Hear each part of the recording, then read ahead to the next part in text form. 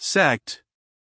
22. The natural liberty of man is to be free from any superior power on earth, and not to be under the will or legislative authority of man, but to have only the law of nature for his rule. The liberty of man, in society, is to be under no other legislative power, but that established, by consent, in the commonwealth, nor under the dominion of any will, or restraint of any law, but what that legislative shall enact, according to the trust put in it. Freedom then is not what Sir Robert Filmer tells us, Observations, A. 55. A liberty for everyone to do what he lists, to live as he pleases, and not to be tied by any laws, but freedom of men under government is, to have a standing rule to live by, common to everyone of that society, and made by the legislative power erected in it, a liberty to follow my own will in all things, where the rule prescribes not, and not to be subject to the inconstant, uncertain, unknown, arbitrary will of another man, as freedom of nature is, to be under no other restraint but the law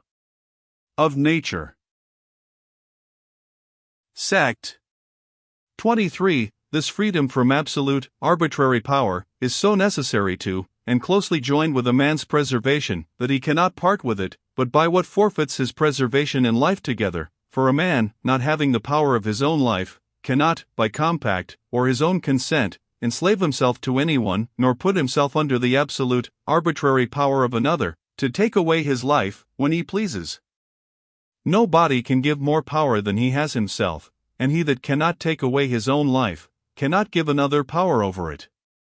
Indeed, having by his fault forfeited his own life, by some act that deserves death, he, to whom he has forfeited it, may, when he has him in his power, delay to take it, and make use of him to his own service, and he does him no injury by it, for, whenever he finds the hardship of his slavery outweigh the value of his life, it is in his power, by resisting the will of his master, to draw on himself the death he desires.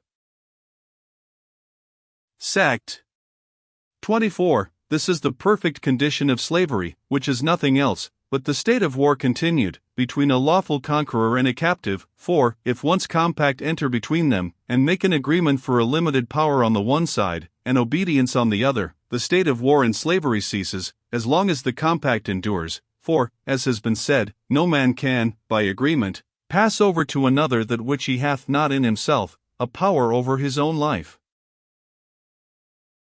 I confess, we find among the Jews, as well as other nations, that men did sell themselves, but, it is plain, this was only to drudgery, not to slavery, for, it is evident, the person sold was not under an absolute, arbitrary, despotical power, for the master could not have power to kill him, at any time, whom, at a certain time, he was obliged to let go free out of his service, and the master of such a servant was so far from having an arbitrary power over his life, that he could not, at pleasure, so much as maim him, but the loss of an eye, or tooth, set him free, Exodus 21.